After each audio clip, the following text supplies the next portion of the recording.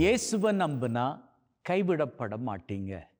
இயேசுவை நம்பி ஒரு அரச அலுவலர் வர்றாரு. வந்தவர் தன்னுடைய மகன் ரொம்ப சுகஈனமாக இருக்கிறான் அப்படின்னு சொல்றாரு. அவன் சாக போற நிலையில இருக்கிறான் அப்படின்னு சொல்றாரு. இயேசு கிட்ட அவர் சொல்லிட்டு இயேசுவை கூப்பிடுறாரு, வாருங்க வீட்டுக்கு போகலாம். நிச்சயமாக அவருடைய வீடு தொலைவில் இருந்திருக்கணும்.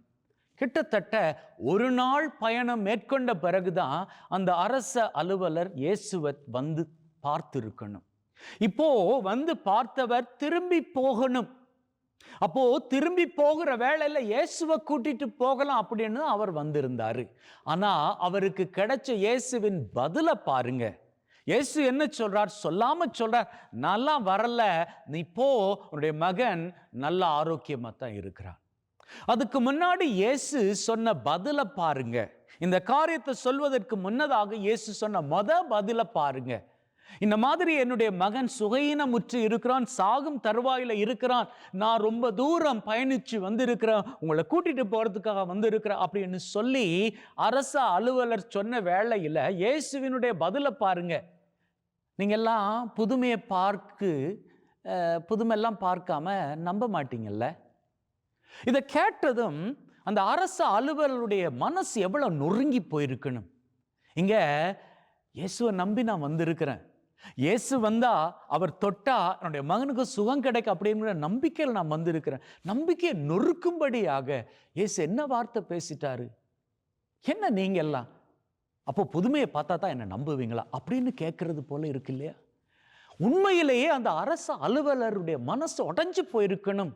ஆனால் அவருடைய மனசு உடையல்ல. மனசு உடைஞ்சிருந்தா அவர் என்ன பண்ணி இருப்பாரு?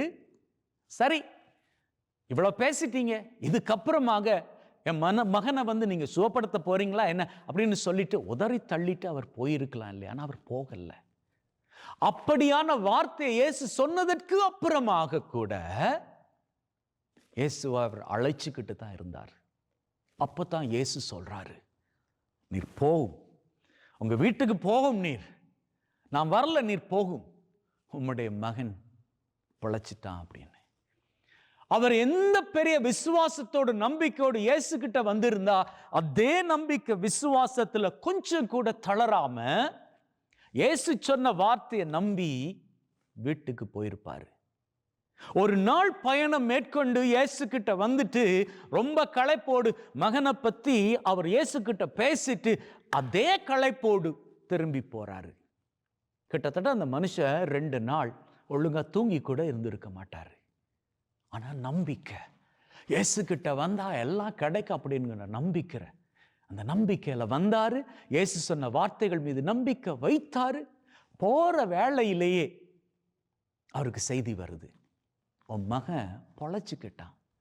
உடனே அந்த ஆளு கேட்கிறாரு, சரி எத்தனை மணிக்கு பொழைச்சுக்கிட்டான்?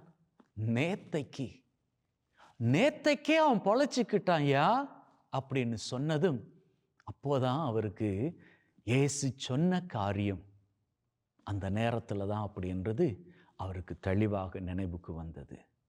உண்மைதான். பார்த்தீங்களா? இயேசு மேல நாம நம்பிக்கை வைக்கிற பொழுது நாம கேட்கிற காரியம் நமக்கு கிடைக்கும் அப்படின்னு சொல்லி நாம நம்பிக்கணும். சூழ்நிலை எவ்வளவு மோசமாக இருந்தாலும் இன்னைக்கு இயேசு கிட்ட நாம நேருக்கு நேர் பேசிக்க முடியாது. வேணா இயேசு ஆண்டவரை மனசுல நினைச்சு நம்ம பேசிக்கலாம், அல்லது ஆண்டவரது நற்கருணை பிரசன்னத்தின் முன்பாக போயிருந்து நாம பேசிக்கலாம். அந்த நேரத்துல அவர் நம்ம முன்னாடி தோன்றி பேசுவாரா இல்லையா அப்படின்லாம் நமக்கு தெரியாது. ஆனால் நிச்சயமாக நம்முடைய சூழ்நிலை மோசமாக இருக்கிற நேரத்துல கூட நாம அவர்கிட்ட பேசுற வேளையில் அவர் பேசுவாரு. எப்படி பேசுவாரு தெரியுமா? நீ நம்பி வந்தால் மாட்சியை காண்பாய் அப்படின்னு சொல்லி பேசுவாரு. நாம ஜெபிக்கிற பொழுது திருவெளிப்பாட்டு புஸ்தகம் சொல்லுதுங்க.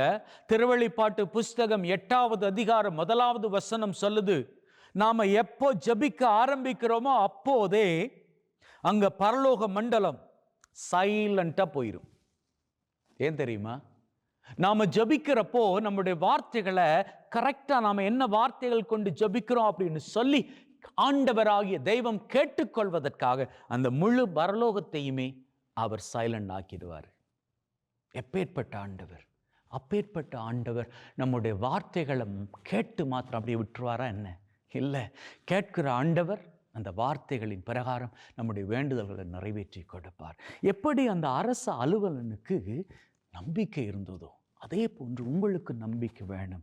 கண்களை மூடி ஆண்டவரை வரவழைச்சு நீங்க ஜபிக்கிற போதும் சரி, நற்கருணை பிரசன்னத்தின் முன்பாக இருந்து கொண்டு உங்களை தேவைகளை வேண்டி ஜபிக்கிற போதும் சரி, திருப்பலியின் வேளையில 7 வேண்டுதல்கள் வேண்டி ஜபிக்கிற போதும் சரி, நம்பிக்கை தளராது நீங்க வேண்டி ஜபிக்கணும்.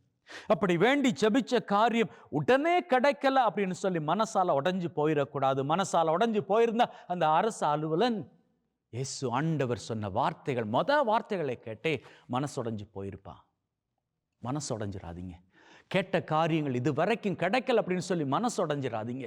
இன்னைக்கு கிடைக்காது போனா என்ன, நாளைக்கு கிடைக்கும். நாளை கிடைக்காது போனா என்ன, நாளை மறுநாள் கிடைக்கும். நாளை மறுநாள் கிடைக்காது போனால் என்ன, அதற்கு அடுத்த நாள் கிடைக்கும். இங்க பல பேருடைய பிரச்சனை என்ன தெரியுமா? இன்னைக்கு கேட்பது கிடைக்கலையா, நாளைக்கு எதிர்பார்ப்பது கிடைக்கலையா, நாளை மறுநாளோடு இனிமேல் கிடைக்கவே கிடைக்காது அப்படின்னு சொல்லி மனசால உடைஞ்சு ஆண்டவரை நம்புவதில் இருந்து பின்வாங்கி போவதுதான் காரணம். பின்வாங்கிடாதீங்க. நீங்க ஜபிச்சா வானம் சைலண்டாக போகும், பரலோகம் அமைதியாகி போகும். உங்களது வார்த்தைகளை கேட்கும்படியாக ஆண்டவர் அந்த பரலோகத்தையே அமைதிப்படுத்தி விடுவார். எப்பேற்பட்ட ஆண்டவர்! அப்பேற்பட்ட ஆண்டவர் உங்களது வேண்டுதல்களை நிறைவேற்றாமல் போய்விடுவாரா என்ன? உள்ளத்தில் உறுதியோடு தொடர்ந்து கேளுங்கள். உள்ளத்தில் வைராக்கியத்தோடு தொடர்ந்து கேளுங்கள். கேளுங்கள் கொடுக்கப்படும் அவர் தான் சொல்லியிருக்கிறார்.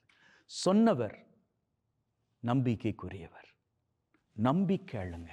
எதுவாக இருந்தாலும், எப்பேற்பட்ட வரமாக இருந்தாலும் நம்பி கேளுங்கள். நம்பினால் மாட்சியை காண்பீர்கள். விடுதலை, வெற்றி, சிகரங்கள் உங்களுக்கு மகிழ்வின் உயரங்களாக தரப்படும். ஆமென்.